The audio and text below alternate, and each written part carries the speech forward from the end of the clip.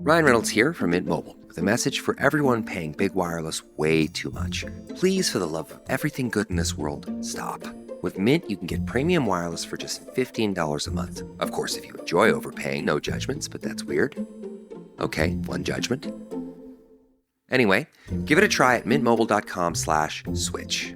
Upfront payment of $45 for 3-month plan, equivalent to $15 per month required. Intro rate first 3 months only, then full price plan options available. Taxes and fees extra. See full terms at mintmobile.com. Crystal, do you feel lucky?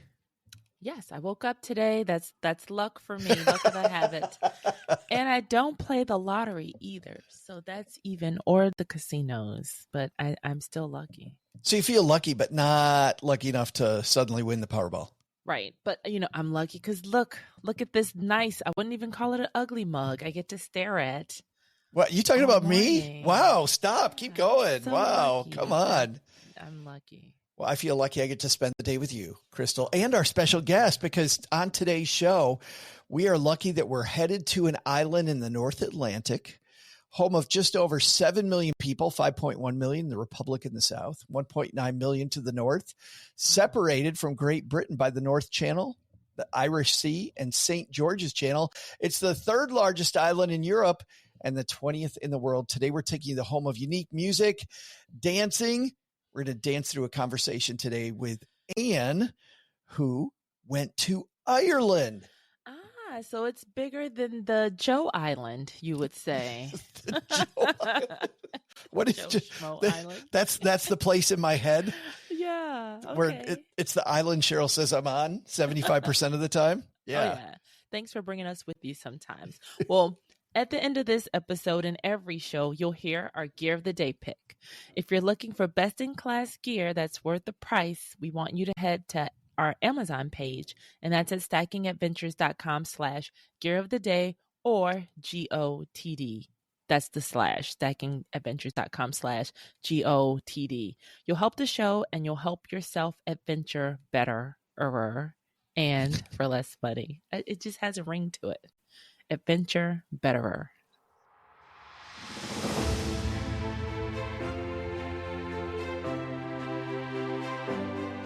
Ready for adventure?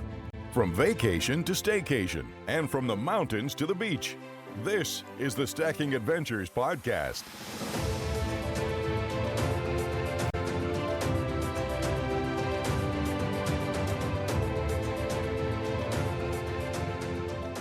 Today we head to Ireland, and early on it's our second trip to the British Isles, except I don't think they want to call it the British Isles in the south part of Ireland, because they are uniquely Irish. Nothing to do with those Brits off to the east. They're authentic there. Absolutely. It's such a mystical country. I'm super excited to talk to our guest today because this is such a wild place. And I've never met somebody who went to Ireland who came back, Crystal, and said, man, that sucked. Right. I mean, I'd be hard-pressed to find that, too. And if somebody does have that story, something that sucked in Ireland, make sure that you call in. Please.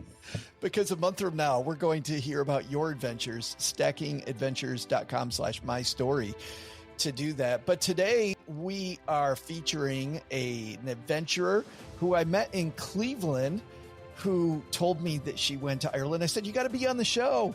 And she was happy enough to say that she would. Anne joins us today. How are you, Anne? Hi, I'm good. Thank you for having me. Well, thank you so much for volunteering to tell your story, because Ireland's such a wild place. And we're going to get into some of the stuff that you did, because you kind of did Ireland a little differently, I think, than a lot of people would on their trip. But let's talk about why you decided to go. What was the impetus behind going to Ireland? Well, I had a lot of places on my to-go list, and I was talking to my friend Simon, who had been to Scotland like 3 times. And I said, oh, would you ever be willing to go to Ireland? And she was like, yes. So we started planning. I think we started planning in fall of 2023. Wow. And you finally went when? We went, arrived in Ireland on August 26th, and we were there till September 5th. So Fabulous. 11 days Of 2024. So you spent almost a full year planning, which is fantastic. You also told us at a time that you used guidebooks. Cheryl, my spouse, is the queen, Crystal, as you know, of guidebooks. Love guidebooks. You had a Frommers, I think. Your friend had Rick Steves. So if those two got in a cage like MMA style and those guidebooks were fighting each other, which guidebook do our adventurers buy? Do they go the Frommers or the Rick Steves? Which one was better? I probably would say the Frommers because it had a great map in it, and I'm all about the map. That's it. Rick dumped to the curb over a Sorry, map. Rick. Well, that's a good point. I like maps. It was funny the first time we went to Barbados and our friend was like, "We don't have maps." And it's like, "You got to be kidding me. How do you know where to go? How do you give directions?" They're like, "Yeah, go by the tree, then the red building." Like that's how they give directions. I remember an old Jeff Foxworthy joke about that, about traveling in the South. They're like, and I grew up in West Michigan and it was the same. They're like, "Oh yeah, go to the place where that farmer's house burnt down, take a right, and then go down to where that store closed and take a left, and all this stuff that's not there anymore." We're always interested in how you got there. You were able to book some pretty sweet seats for not a ton of money. Yeah. So we both had some miles on Delta, and she lives near Atlanta. So, she flies Delta a lot, and I go down there to visit a lot. So I had a lot of Delta miles. And so we wanted to fly in their premium select seats, which are, they don't lay all the way down, but they recline quite a bit, and they're like really wide, and they have a footrest that comes up, which being really short, the footrest, it was just amazing. We did these, and on our way back, Cheryl and I, on our way back from Nepal, and we haven't done an episode on my Nepal trip yet. But Crystal, we did the lay flat seats on the way there using not points, but a discounter. And then on the way back, to save money, we decided to go with premium select. Now we're on our way to Greece next year. And to your point, we're just doing premium select because what Ann's talking about, Crystal, imagine first class seats on a domestic flight. So you get on all those seats in the front. They don't, to Ann's point, don't lay all the way back, but they're wide. You got plenty of leg room. You got a big screen in front of you. You still get the meal. Heck, if you want all the alcohol on the plane, you can have it. Woo! Like all the amenities. And we flew from Singapore to Los Angeles in those seats. And because we had so much room, we slept just fine. Oh, yeah. Yeah. I didn't sleep at all just because I think I was pretty excited to be, and I love flying. So, so I was like, I pretty much stayed awake the whole time, but definitely like normally when I get out of a plane, like my feet hurt from like trying to find some place to like rest them on. I usually take my backpack and put them on my backpack, so that was a game changer. The footrest was really number one in my highly book. Recommend it. Now, what's cool though, to save money, and I like this, adventures, this is a great hack. You did not do that the entire way. Talk about how you broke down and were able to make the most of your points, because I think this is a huge, this is a thing that a lot of people miss. Yeah, so we didn't have enough miles to go from Cleveland to Dublin or Atlanta to Dublin.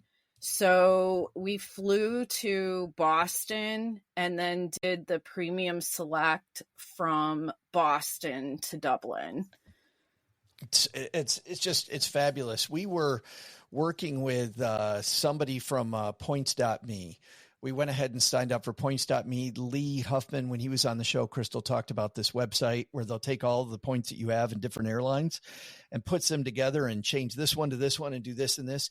You know what they did? That we are finding our own way from Texarkana to Austin. And then in Austin, we have lay flat seats using our points to Heathrow. And then from Heathrow to Greece, we're booking an economy class ticket to go across Europe. So this duct taping, I would have never thought to go through Austin.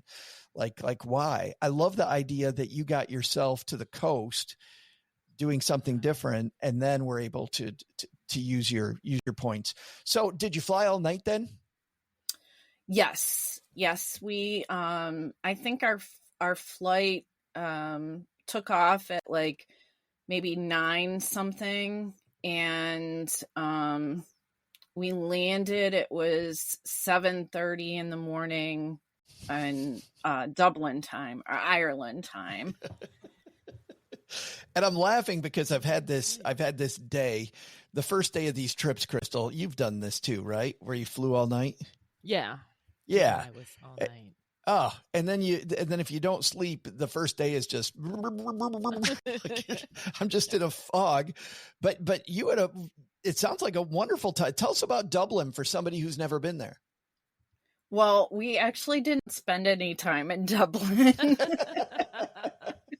Wonderful. We got our rental car, and we were staying in an Airbnb in Slane. So we got our rental car, and we had arranged with the Airbnb to check in at noon instead of like, I think the normal time was like 3 p.m.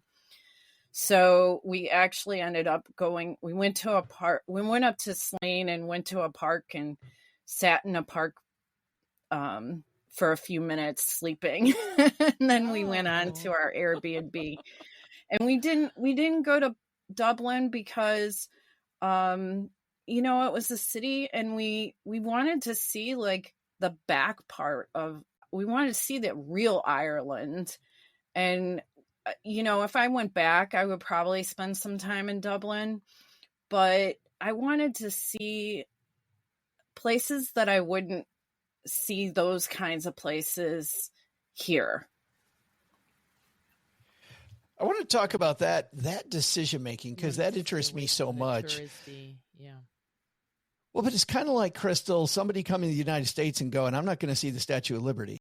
I mean, that's just kind of a touristy thing. Yes. If you went to Ireland, would you go to Dublin, Crystal? Yeah, that's all I know. Well, now till after the interview. So I'm very interested in that decision, Anne, because on one hand, I totally agree with you. But on the other hand, there's these big things like the Dublin Castle. Like, I'm looking up all these sites in Dublin that I thought we were going to talk about. And then Anne's like, yeah, we didn't see any of those.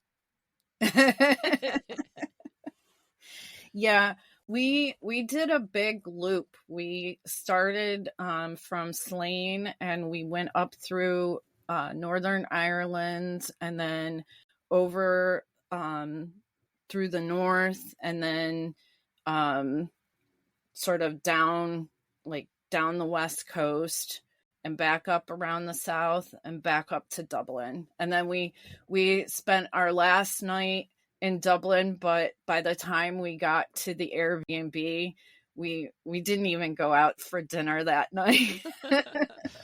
So did you see what you thought you would see? Like what you were expecting? I did. I kind of went without, I didn't really have, neither one of us had a ton of places on our list of must see. We didn't want to see touristy things. And we wanted to see out in the, back country and stuff like that. So I did want to see Slieve League, which are the sea cliffs in Donegal County, which is in the northwest. and they're some of the highest sea cliffs in Europe. They're almost 3 times higher than Cliffs of Moher, and they were just stunning. So, what a view! Yeah, I've got them pulled up right here, Crystal. They are beautiful. When, so to do this, then, Anne, the two of you rented a car. Yeah, we rented a car, and then what we did is to plan, and I love planning things, so this was right up my alley. I took, and I knew we wanted to do this big loop, so we decided, okay, we're going to go north first, and I picked Airbnbs that were about 2 to 3 hours away from each other. And then we knew that each time we would leave the Airbnb in the morning, and we would go be seeing some things kind of along our route to the next Airbnb. And so we stayed at a different Airbnb every night. Oh, that's a good idea. I would have never thought about that. Was the Airbnb decision, was that just so you would experience like Irish homes? Yeah, partly that, and partly because a lot of the places we were staying, there wasn't really options for hotels. So yeah, the Airbnbs were the way to go. That's fabulous. The because a lot of the time when I think of Airbnbs, I also think of, they have that stupid cleaning fee. And so if I'm staying someplace 3, 4, 5 nights, it's great. But one night is a struggle. But because you're not in touristy areas, Anne, I think maybe that cost is mitigated a little. Was it expensive to stay in Airbnbs?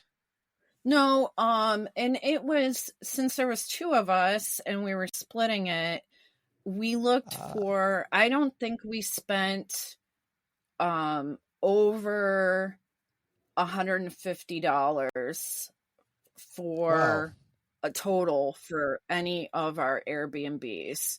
So we tried to keep it so that that we weren't spending, each of us were like $75. Got it. Each time too, we kind of did like a different type of Airbnb. We stayed on some farms. We stayed in a regular bed and breakfast. We stayed over an old style tavern in Kinsale. These are really cool ideas. You would think, all right, hotel, Airbnb, but not like in bed and breakfast or staying at a farm. Like that is a totally different experience from just a hotel or just an Airbnb. Right.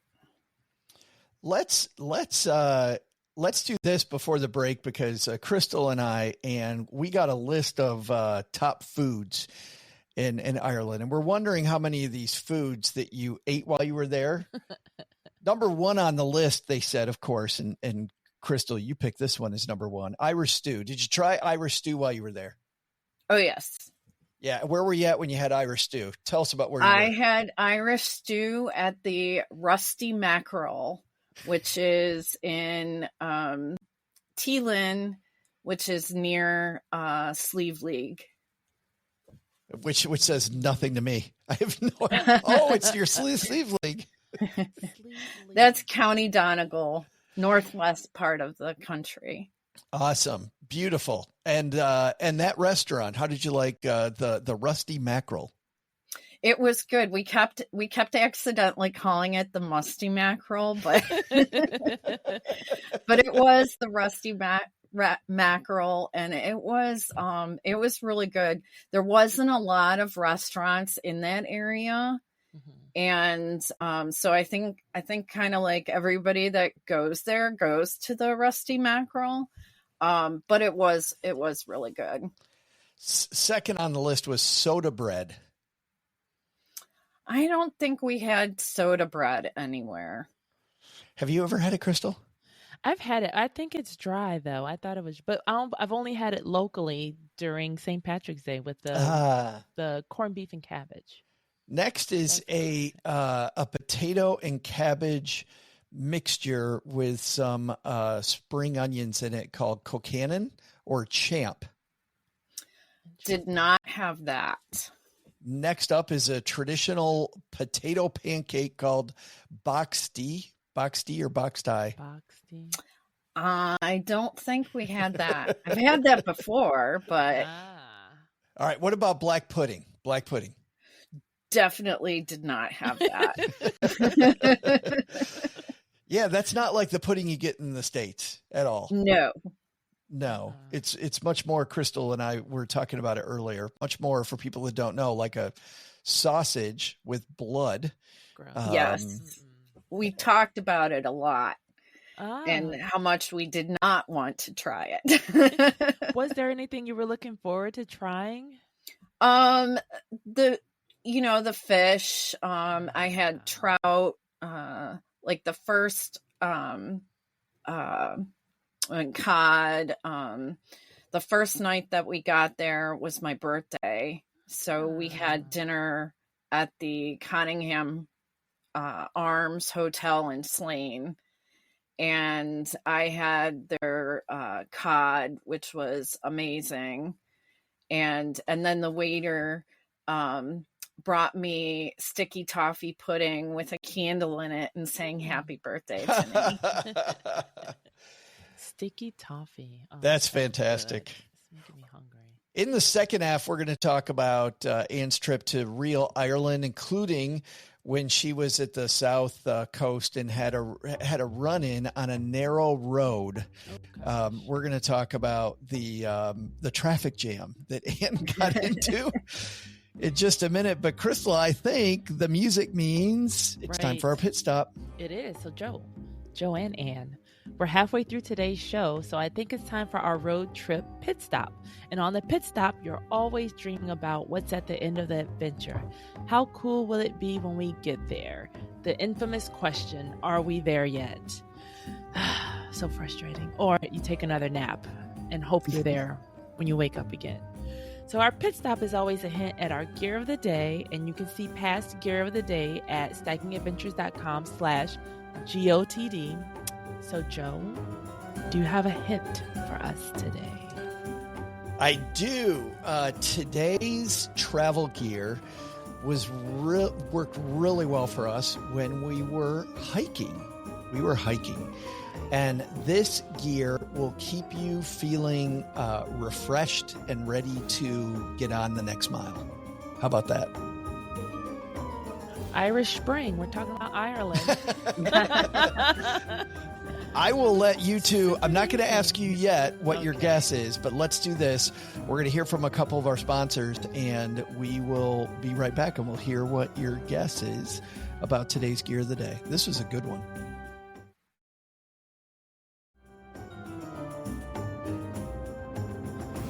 Before we get back to our hint of gear of the day, I want to say hi to people hanging out with us on YouTube and on Twitter. Tracy's with us.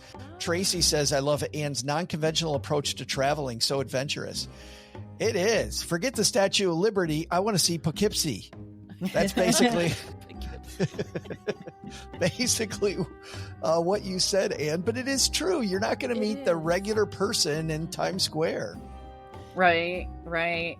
Yeah, I like to go off the beaten path. Well, yeah, you're not going to overpay for food and souvenirs, and you can probably find some like more authentic gifts and eats and treats because you're not marketed to. It's a good idea. And interactions with, quote, regular people. I mean, if you came back and you'd only went to Times Square, you'd be like, every person in America dresses up like Superman and wants $20 to take a picture. Like that is not quite what we're about. Right. Eddie is here, says good morning, Eddie. Tracy asks also, Anne, if you will plan her next travel experience. So maybe Sure. Maybe you're going into the travel field now. You and Frommers create a partnership. We'll kick Rick Steves to the curb. All right. On our gear of the day, here was the hint. This is great on my hiking adventures, and it keeps you refreshed for the next mile of the trail. Anne, what do you think our gear of the day would be? Well, I won't say deodorant. So spray deodorant. Hiking socks. Hiking socks. That's a good question. And Crystal, what is your gear of the day? I would have to say it has to be some of those, like those liquid IV, like maybe the drink packets that you can Ooh. hydrate. The one that Crystal Maybe. brings home from the bar at night. No. Those little hydration packets. I don't see Little hydration packets. hydration packets. All right. Well, we will see at the end of the show what our gear of the day is. Okay. You're going to like this. It turns out it is Irish Spring. It is Irish Spring. No, I'm kidding. It is. That would have been a good one, though. Thank you. I know all the tourists. Thank you for that. Could have done this one. Anne, back to you. We were talking briefly about the people. Tell us about just interactions with Irish people. When my sister went, she said every place they went to eat, every interaction they had, people weren't just kind of nice. People were super nice in Ireland. They were. We had, just like in Sleeve League, we took a little shuttle van up to see the cliffs. And our driver, Patrick, was just like so nice and friendly and, explaining the area to us and everything. And then when we were in at Dulog Lake, and we came around a bend, and there's this beautiful valley and lake. We were there, and there was a man and his son, and they had a drone. And so we were talking to them for a while, and they were showing us the drone and the videos they could take with it and everything. And my friend Simon that was with me, she's a photographer. So she was like, I'm buying a drone now. And then when we were in Ennis, we were getting ready to leave, and we were in the parking lot, and this Irish man comes over to us, and he starts talking to us about like what we've seen so far and what we're going to see. And then he tells us about his travels to America, and then he gave us some maps and some bottled water. And then we were leaving, and we were like, "Oh, do you want a toffee?" And he's like, "No, I'm diabetic." And I'm like, "Oh, I'm glad we didn't kill the Irishman." Speaking of killing the Irishman, Irish people known for some very good Irish jokes. An Irish joke that I read while I was prepping for this. You ladies ready? This man and his wife go to the doctor because the man's been having some heart problems. And so the doctor gives him the drug and says, take one of these on Monday, skip Tuesday, take one on Wednesday, skip Thursday, take one on Friday, skip Saturday, take one on Sunday. Said, okay. 2 weeks later, the doctor's out walking down the street. He sees the woman, says, how's your husband doing? And she says, he died. It's horrible, but he died. And he goes, what do you mean he died? She goes, yeah, it was all that skipping that did him in. Oh. Sorry. Wah, wah. All right. Let's pause there for a second. All right. And so you were in the southern part of Ireland, and you went to the Lousitania Museum? Yes. Lousitania Museum and Old Head Signal Tower. which is a very small place. There was, I loved it. There was probably only maybe 10 or 12 people around. Nobody else was in the museum when I went in. The museum's in the signal tower. And it was so windy, I had to like hold on to the railing or else I'd get blown away. Wow. And they had a little coffee shop there, and Simon stayed in the coffee shop. And then we were leaving to go back towards Kinsale, and there's just a very narrow road with ditches on either side and then pastures. And like if a car had to pass you, you had to like pull over as far as you could and squeeze by. And those are deep ditches, I got to imagine too. Oh yeah. Yeah. Like if you pull over a little bit too far, you're in trouble. Right. And so I look up, and there's this girl with a orange safety vest and muck boots running down the road towards us. And there's about 20 cows behind her. And so I stopped and I was like, where do you want us to go? And there was a little gate by a pasture, and she had us pull up next to that gate. And we sat there and watched the cow parade go by. And I was like, who gets to go to Ireland and see this? This is what we came for. Aww. To get stuck in a traffic jam. With Right, of cows. That's so That's good. special. How was the south of Ireland different than the north of Ireland? I think in the south, well, when we were around Kinsale, it was less remote, it seemed like, than when we were in the north. And I think like our travel, there was a little bit more tourists.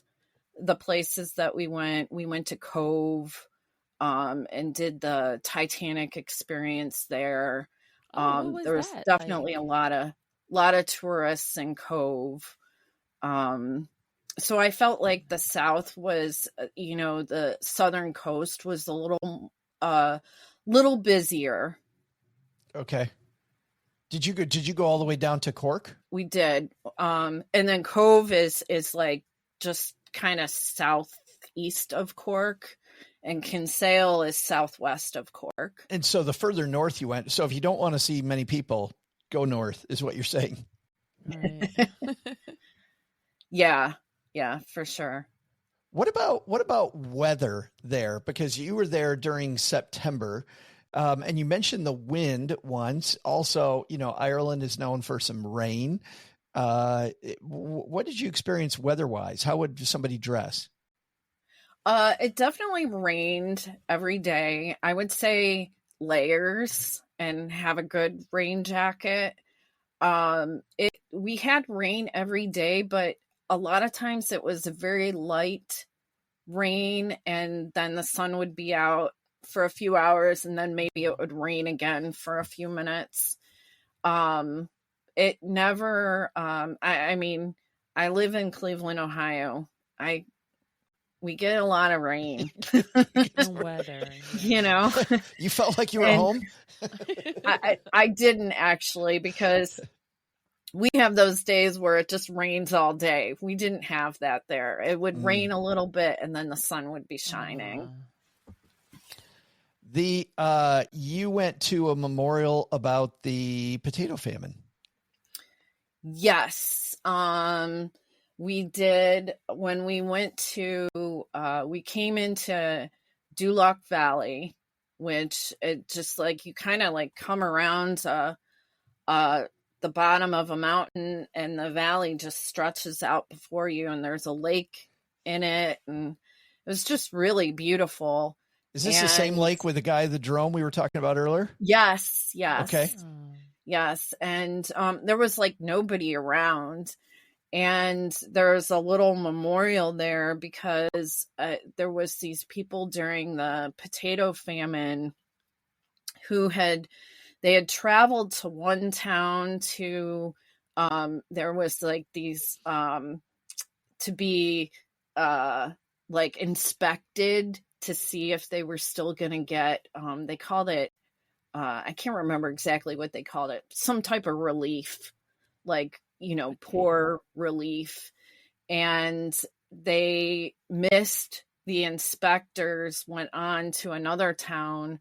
So all these people like tried traveling overnight to get there, but they were so weak from famine that they said that at least like 20 people died and maybe many more. And it was, kind of sobering to see this memorial for that and know the story when you're in this place that was like so beautiful, but also so like, kind of like remote. Sure. Man, that's tough. That also, though, is part of what I love about traveling is finding out these stories that I would have never heard. These whether they're tragic or beautiful, just seeing history. Yeah, absolutely. Now, you mentioned about going to the highest sea cliffs called the Sleeve League. Yes. You juxtaposed that with another place you went to see cliffs that you didn't like as much. So you'd say go to Sleeve League, but don't go somewhere else. We went to Cliffs of Moher, which is a lot of tourists. We got there early in the morning, so there wasn't too many tourist buses pulled in yet. But morning, if you do go to Cliffs of Moher, you want to go afternoon or evening, because in the morning the cliffs are in shadow. So you don't really get to, they're not as impressive. But other than that, I just wasn't as impressed by them as Sleeve League. I think partly because they were, because Sleeve League just looks, it is so much higher.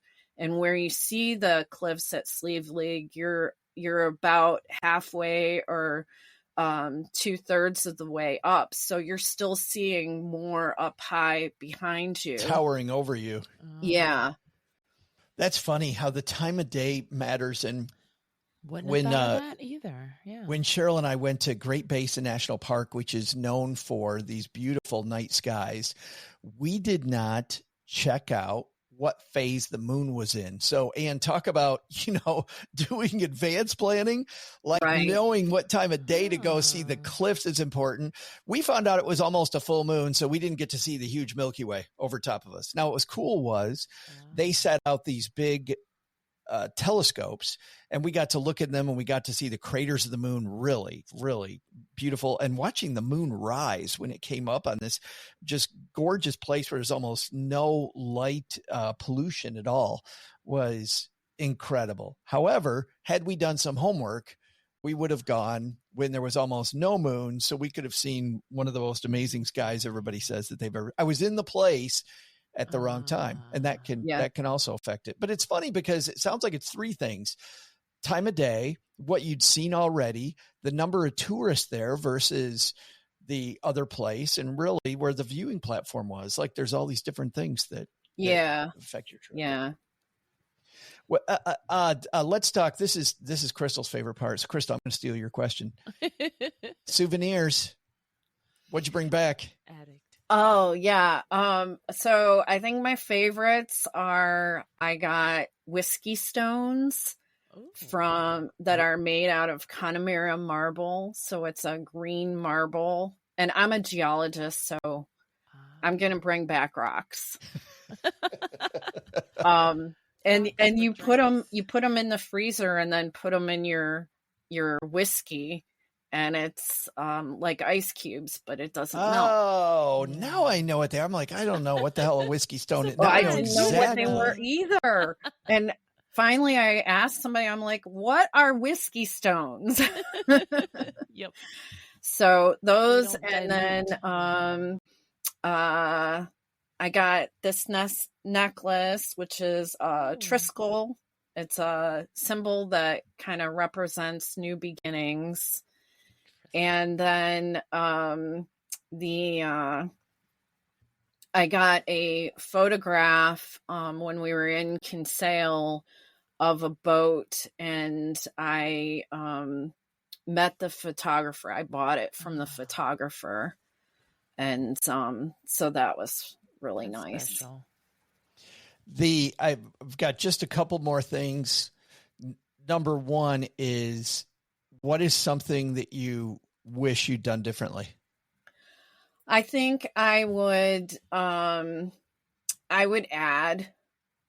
a couple days so that we could have stayed, like, maybe after 3 days, stayed 2 nights somewhere, and then after another like 3 or 4 days, stayed 2 nights somewhere, just to give a little bit of time to, like, catch up. I journal and stuff, so I tried to, like, write and post on Facebook and everything each night.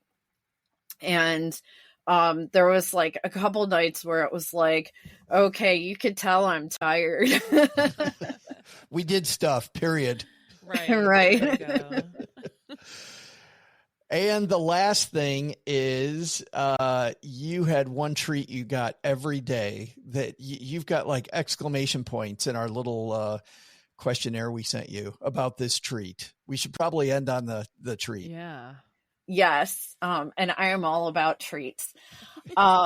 Every day we would, and it just started funny. The first day we were there, we got an Irish scone. So every morning, the first thing we had to do was figure out where we were getting our Irish scone. And we sampled the Irish scones everywhere through Ireland. And you said that that made up for the coffee, which was not phenomenal. Yes. I can totally understand why they put Jameson or Bailey's in their coffee, because you got to do something. But if you pair it with the scone, that's how the funny. Irish get away with it. Yes. Well, that's fantastic. Thanks for sharing your journey with us. And it sounds like just a trip of a lifetime. It was for sure. Thank you for having me. Well, thanks for all your subtle good tips, because these are big things that'll make a huge difference, and they seem so small. Like, you're in Ireland, have a Irish scone every day, like, and see how they differ from place to place. That's right. Such a cute tradition. I also love the tip while we're going over our takeaways here, Crystal. I love the tip about, finding that premium economy seat, but affording it by booking maybe economy till you get to the coast, and then the big part of the trip, spending on that. That makes a bunch of sense. Yeah. Wow. I also like the idea of getting off the beaten path. I'm totally with Tracy, hanging out with us on YouTube, that taking kind of the road less traveled and seeing the real Ireland is a unique trip. Yeah. That's super fun. All right, time for our gear of the day. We got the music going again, Crystal, which means I'll give you the question one more time, and you can lock in your answer. This was invaluable on a hiking trip. Any of our adventurers taking hiking trips, I'd recommend this.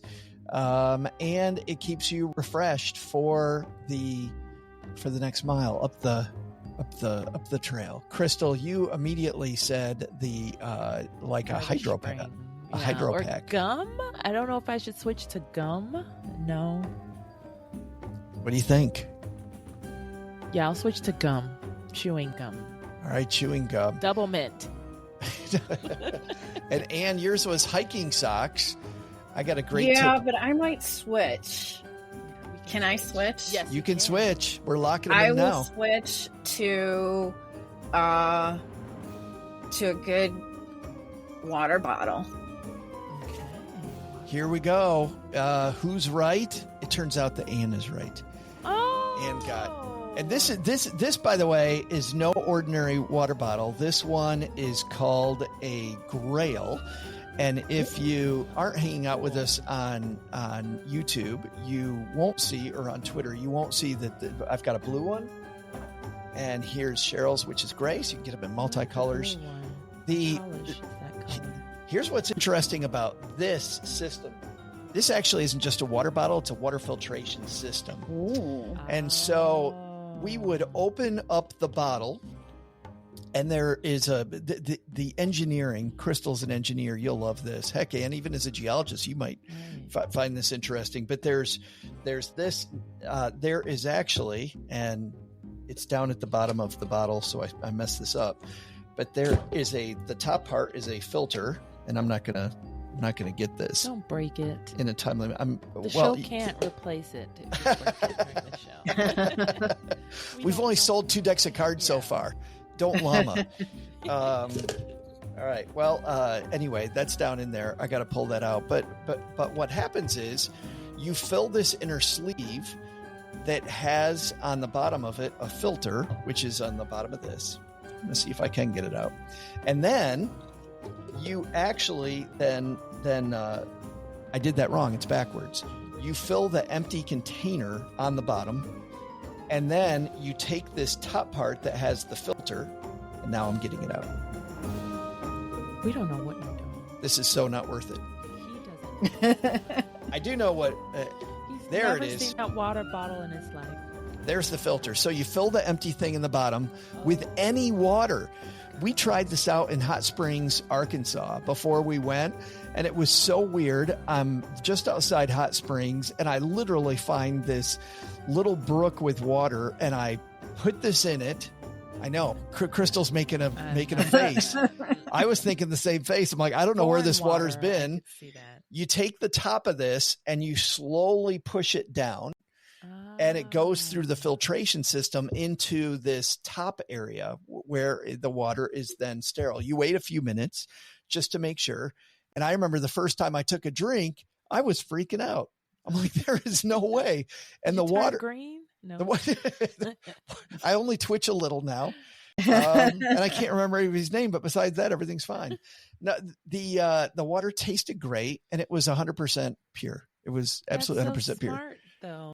That is wow. So we took this with us to Nepal because you don't know how the water's going to be in Nepal. Right. And we would just go to any faucet. We would fill up we'd fill up the thing. Reservoir. We'd then, and then we'd have fresh water no matter where we were. And I didn't have to worry about impurities in the water. So, or even having to buy it everywhere too.